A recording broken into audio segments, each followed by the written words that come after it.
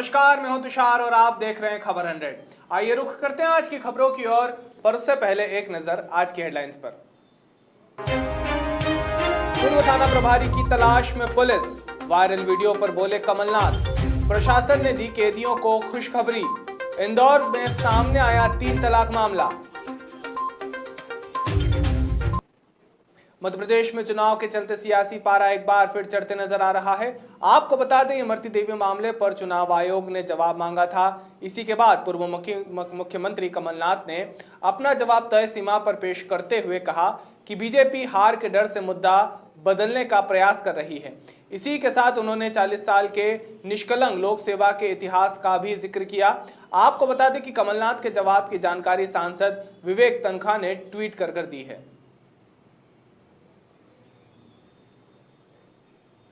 मध्य प्रदेश में चुनाव के चलते बड़े बड़े नेताओं की सभाएं शुरू हो चुकी है। आपको बता दें कि सावेर विधानसभा के ग्राम पाल कांकरिया में सोमवार को मुख्यमंत्री शिवराज सिंह चौहान की तुलसीराम सिलावट के समर्थन में आम सभा हुई थी। इसी को देखते हुए शुक्रवार को कांग्रेस के प्रत्याशी प्रेमचंद गुड्डू के समर्थन में पूर्व मुख्यमंत्री कमलनाथ भी पाल कांकरिया पहुंचे, जहां सभा को संबोधित करते हुए मुख्यमंत्री शिवराज पर भी हमला बोला। आप झूठ बोलेंगे, आपको याद है, वो रिकॉर्डिंग भी है। आपने कहा था, और ये तो रिकॉर्ड की बात, कि सबसे ज्यादा जब मैं परिवहन मंत्री था, सेंट्रल रोड फंड का पैसा, ये जो 4 लेन 8 लेन बन रही है, इसका पैसा मैंने दिया था। इनकार करिए शिवराज सिंह जी, इनकार करिए, आंकड़े दिखाइए। सरकार में आप बैठे हैं, ये छिप नहीं सकती बात। अगर सैंक्शन हुई तो रिकॉर्ड में सैंक्शन हुई, आपके स्वप्न में सैंक्शन नहीं हुई। और अगर पैसा आया, ये अपने प्रदेश की तिजोरी में पैसा आया। आप, ये रिकॉर्ड की बात है। जब मैं शहरी विकास मंत्री था, सबसे ज्यादा पैसा मध्य प्रदेश को मिला। और शिवराज सिंह जी, एक और बात कहना चाहता हूं, 2014 में आपकी भारतीय जनता पार्टी की सरकार बनी थी ना, भारतीय जनता, उसके बाद कितना पैसा आया, मैं पूछता हूं शिवराज सिंह जी, क्या इसका भी आप खुलासा करना चाहते हैं? इसमें आप झूठ नहीं बोलना पाएंगे। मैं तो पूरे मीडिया को कहना चाहता हूं, इनसे कहिएगा ये सबूत आपके सामने रख दे, ये सबूत आपके सामने रखे कि जब मैं मंत्री था केंद्र में कितना पैसा आया था, और 2014 से हमारे सड़कों के लिए, हाईवे के लिए कितना पैसा आया, हमारे शहरी विकास के लिए कितना पैसा आया। झूठ आप कहां तक बोलेंगे शिवराज सिंह? आपने नौजवानों के भविष्य के साथ खिलवाड़ किया। मध्य प्रदेश कांग्रेस के ट्विटर हैंडल से सोनिया गांधी की तस्वीर हटा ली गई। इसके बाद इस मामले में कई तरह के कयास लगाए जा रहे हैं। बता दें, कमलनाथ की इमरती देवी को आइटम कहने के बाद से ही मध्य प्रदेश की सियासत का पारा चढ़ा हुआ है। ऐसे में राहुल गांधी ने भी बयान की निंदा की थी, जिसके बाद मध्य प्रदेश में कांग्रेस किसकी जैसी आवाजें उठाने लगी।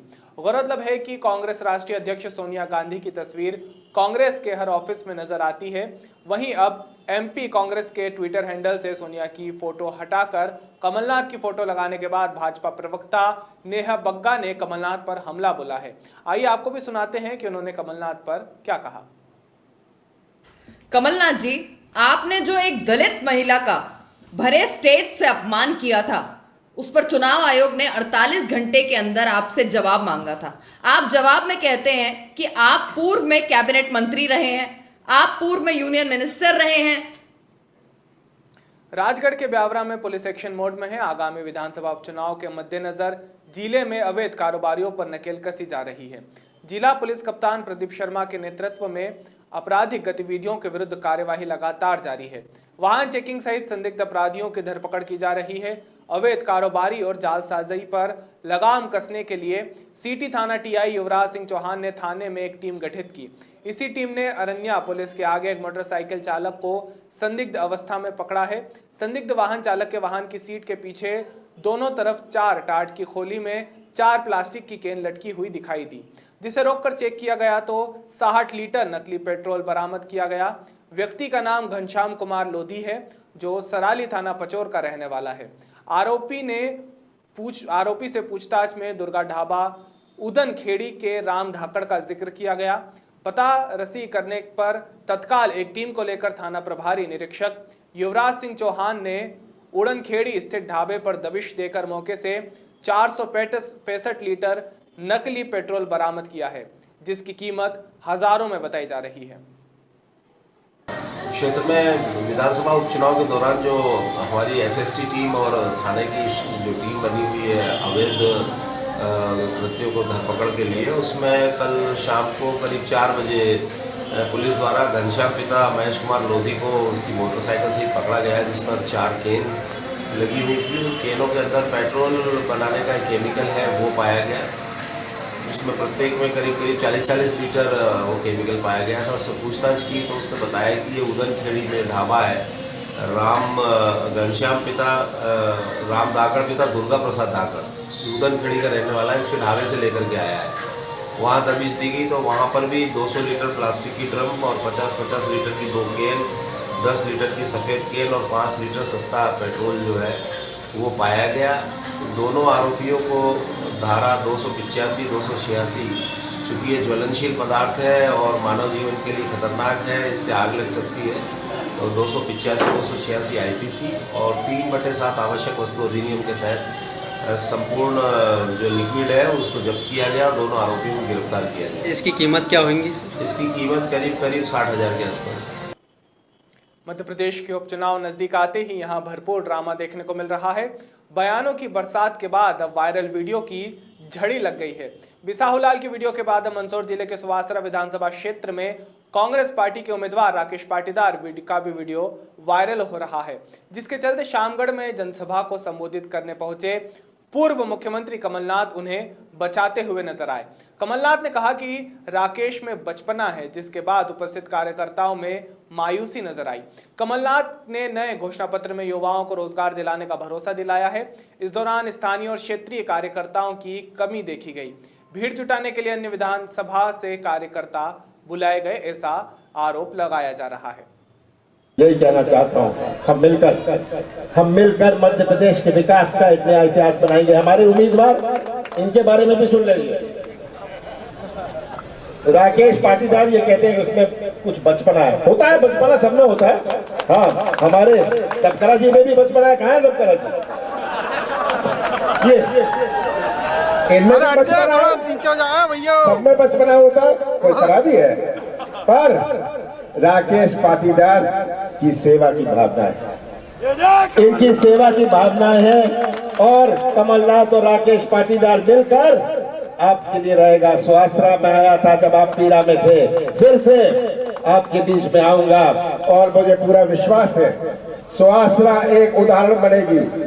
आप पूरा संदेश सुवासरा के किसान और नौजवान पूरे प्रदेश को एक संदेश देंगे कि हम कभी गरीब हो सकते हैं, सरल स्वभाव के हो सकते हैं, हम मूर्ख नहीं है। हम अपना भविष्य सुरक्षित रखेंगे, हम संविधान और प्रजातंत्र को सुरक्षित रखेंगे और मध्य प्रदेश को सुरक्षित रखेंगे। आप अपनी कमर। हाँ, हमारे दबकरा जी में भी बचपना है। कहाँ है दबकरा जी? ये इनमें भी बचपना है, सब में। ग्वालियर के कंपू के थाना प्रभारी रहे कैलाश नारायण त्रिपाठी की तलाश पुलिस ने तेज कर दी है। पुलिस ने उन्हें घर पर तलाशा, लेकिन वो गायब निकले। बता दें, अपने खिलाफ मामला दर्ज होने के बाद से टीआई त्रिपाठी गायब है। उनका निलंबन कर पुलिस अधीक्षक ने लाइन अटैच के आदेश दिए थे, लेकिन उन्होंने पुलिस लाइन में भी आमद नहीं दी, जिससे अब पुलिस अधीक्षक अमित सांघी ने महिला थाना पुलिस को निर्देशित किया है कि वे टीआई की खोजबीन जल्द करें। टीआई की गिरफ्तारी के निर्देश भी दिए गए हैं। इस बीच टीआई ने अग्रिम जमानत की कोशिश शुरू कर दी है, ऐसी चर्चाएं सुनने को मिल रही है। गौरतलब है कि कंपू थाने में पदस्थ रहे त्रिपाठी ने एक मामले में फरियादी के साथ आई महिला से अपने ही चैम्बर में अश्लील हरकत की थी, जिस पर उसके खिलाफ महिला थाना पुलिस ने छेड़छाड़ का मामला दर्ज किया था। थाना प्रभारी कंपू के विरुद्ध धारा 354 का और 342 भारतीय दंड विधान के तहत प्रकरण दर्ज हुआ है, जिसमें फरियादिया ने रिपोर्ट लिखाई थी कि इनको थाना में अपने कक्ष में बुला के इन्होंने अशोभनीय व्यवहार किया और जिस पे से ये प्रकरण पंजीबद्ध किया गया है। प्रकरण पंजीबद्ध होने के उपरांत इनको निलंबित करके लाइन अटैच भी कर दिया गया है, किंतु इन्होंने लाइन में आमद नहीं दी है और मेरे द्वारा महिला थाना जहाँ पे कि ये प्रकरण दर्ज हुआ है उनको शीघ्र गिरफ्तारी के निर्देश दे दिए गए, अतिशीघ्र गिरफ्तारी के निर्देश दे दिए गए। 3 तलाक पर एक तरफ तो देश की सरकार सख्त है, वहीं दूसरी ओर मध्य प्रदेश में के इंदौर में 3 तलाक के मामले लगातार सामने आ रहे हैं। ऐसा ही मामला विजयनगर थाने में सामने आया है। महिला ने थाने पहुंचकर पति और परिवार के खिलाफ मामला दर्ज करवाया है। मामले में ट्रिपल तलाक का मामला दर्ज हुआ है। गौरतलब है कि महिला करीबन 1 साल पहले से पति से प्रताड़ित होकर अपने मायके में रह रही थी।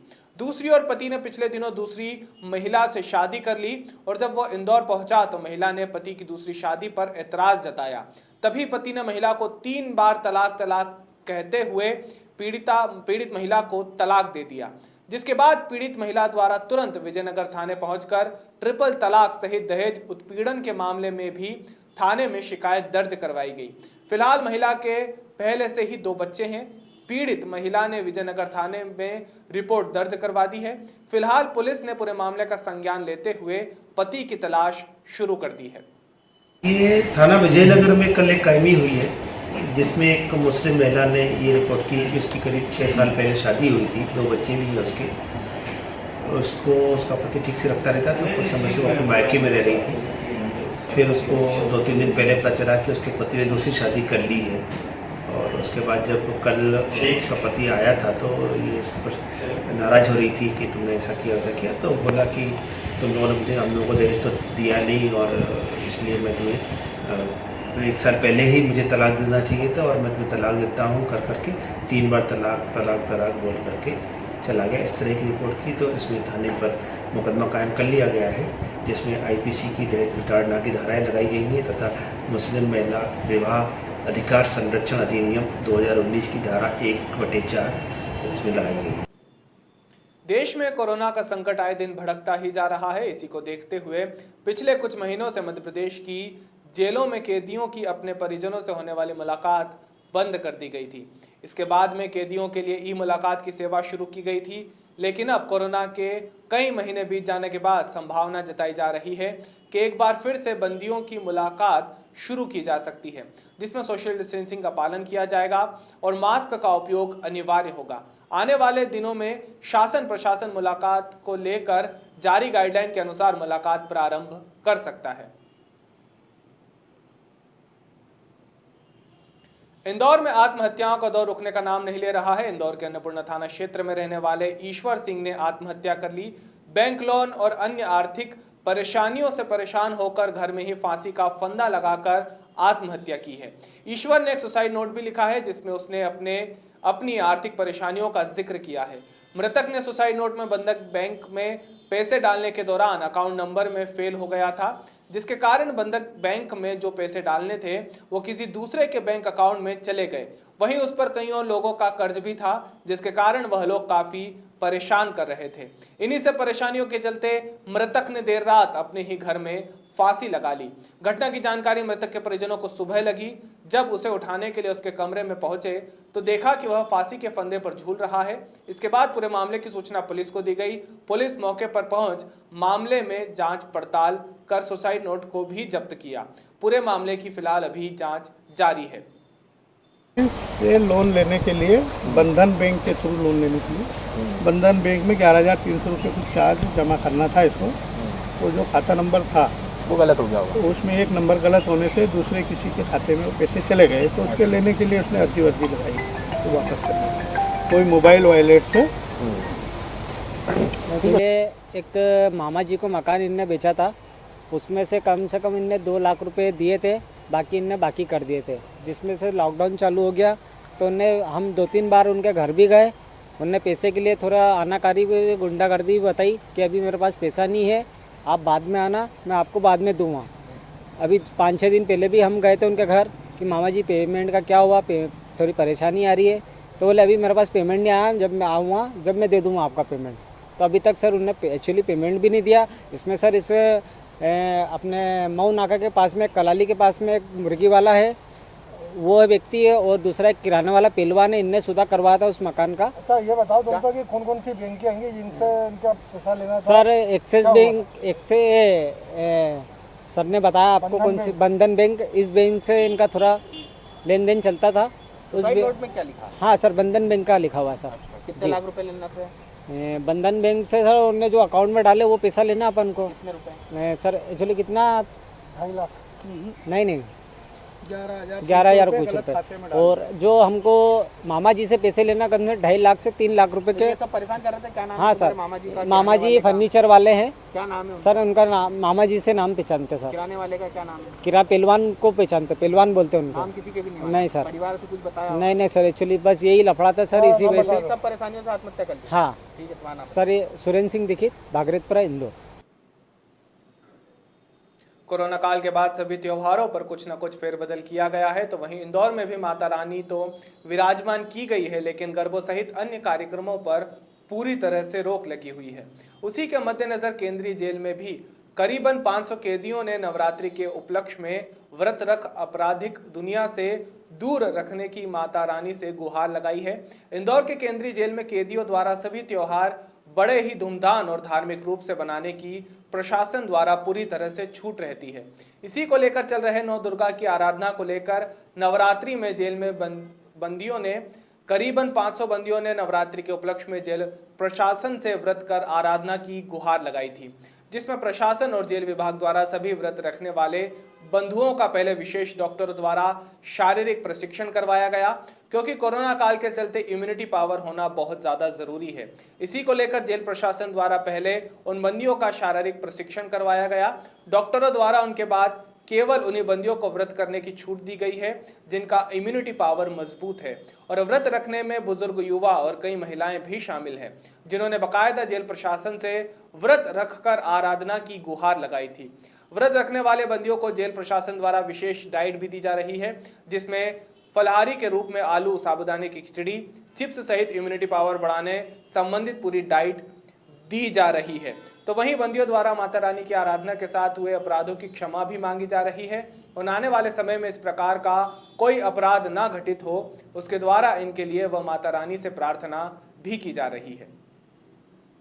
हाँ, अभी वर्तमान नवरात्रि का जो अवसर चल रहा है, इसमें हमारी जेल के लगभग 400 से 500 बंदी ऐसे हैं जो नवरात्रि का व्रत रखे हुए हैं, लेकिन नवरात्रि का व्रत रखने की अनुमति उन्हीं बंदियों को दी गई है जिन बंदियों को डॉक्टरों ने परीक्षण के आधार पर फिट पाया है। क्योंकि वर्तमान में कोरोना संक्रमण का दौर चल रहा है, तो हम नहीं चाहते कि जिनकी इम्यूनिटी कम है, कोई गंभीर बीमारी से पीड़ित हैं या किसी प्रकार से उम्र दराज बंदी हैं और कमज़ोर हैं, ऐसे बंदियों को हमने उपवास रखने की अनुमति नहीं दी है। और चिकित्सक द्वारा भी उनको ये सलाह दी गई है कि चूँकि वो इम्यूनिटी कम है या बीमार हैं, वृद्ध हैं, तो उनको मनाही कर दी गई। फिर भी जो स्वस्थ बंदी पाए गए हैं परीक्षण के आधार पर 400 से 500 बंदी ऐसे हैं जो स्वस्थ हैं, महिलाएं भी शामिल हैं, तो लगभग 450-500 बंदी ऐसे हैं जो अभी वर्तमान में 9 दिनों का व्रत रखे हुए हैं और उनके व्रत वर्तमान में चल रहे हैं। उज्जैन पुलिस अपने इलाके को चोर डकैतों से सुरक्षित करने के लिए लगातार अपने अभियान ऑपरेशन क्लीन पर कार्य कर रही है। आपको बता दें कि यह ऑपरेशन पुलिस अधीक्षक उज्जैन सत्येंद्र कुमार शुक्ला के निर्देशन पर अति पुलिस अधीक्षक अमरेंद्र सिंह सहित अन्य अधिकारियों के मार्गदर्शन में चलाया जा रहा है। गौरतलब है कि खेती करने वाले नितेश को आगर रोड उज्जैन के पास 2 युवकों द्वारा लूट लिया गया था, जिसकी रिपोर्ट नितेश ने थाने में दर्ज करवाई थी, जिसके मामला दर्ज कर कार्यवाही शुरू की गई और दोनों आरोपी मंजीत और संदीप को चोरी के माल और एक 2 पहिया वाहन के साथ गिरफ्तार कर लिया गया है। नितेश ने आकर थाना कोतवाली में एक शिकायत दर्ज कराई थी कि चरक हॉस्पिटल के पास में उसका सोयाबीन का ट्रैक्टर जा रहा था, जब 2 लोग मोटरसाइकिल पर आए और सोयाबीन की बोरी चुरा कर ले गए थे। इस पर हमारी टीम ने बहुत अच्छा काम किया है और दोनों आरोपियों को गिरफ्तार किया है, जिसके अंदर एक आरोपी है मंजीत निवासी कुम्हारगली और दूसरा है संदीप निवासी त्रिमूर्ति टॉकीज। हमारी पूरी टीम को ने बहुत अच्छा काम करके तत्परता से इस चोरी को निकाला है। शुक्रवार को शारदीय नवरात्रि 2020 का 7वां दिन मनाया गया। 7वें दिन माता कालरात्रि की विशेष पूजा अर्चना की जाती है। बता दें, नवरात्रि के 9 दिनों में माता के अलग अलग स्वरूपों की पूजा की जाती है। 7वें दिन मां के क्रोधित स्वरूप मां कालरात्रि की पूजा की जाती है। नवरात्रि के सप्तमी तिथि में मां कालरात्रि का उपवास करने से विशेष फल मिलता है। धार्मिक मान्यताओं के आधार पर ऐसा बताया गया है कि मां कालरात्रि के उपासक अपने शत्रुओं पर विजय पाते हैं और मां हमेशा हर परेशानी से अपने भक्तों की रक्षा भी करती है। मां कालरात्रि तांत्रिक को भी विशेष फल देती है, इसलिए आधी रात में तांत्रिक मां कालरात्रि की विशेष पूजा करते हैं। बड़ी प्रसन्नता का विषय है। बड़े दिनों के बाद धर्मस्थल खुले हैं और माँ के दरबार में नवरात्र पर्व बड़े धूमधाम से मनाया जा रहा है। माँ के भक्त लगातार माँ के दर्शन को आ रहे हैं और सबसे बड़ी खुशी की यह बात है कि माँ के दरबार में भक्तों का जैसे ही आवागमन शुरू हुआ है, ऐसे ही कोरोना संक्रमण पर माँ की ओर से लगाम लगाई गई है। और हम माँ से प्रार्थना करते हैं कि ये बिजासन मैया, जिस प्रकार आपने रक्त बीज नाम के राक्षसों का समूल बीज नाश किया है, उसी प्रकार इस कोरोना संक्रमण का नाश कर दें, ताकि इसकी दोबारा उत्पत्ति ना हो और किसी व्यक्ति को इससे हानि ना पहुंचे। अभी के लिए केवल इतना ही। बाकी ताज़ा खबरों के लिए जुड़े रहिए खबर 100 के साथ। जनता की बुलंद आवाज़।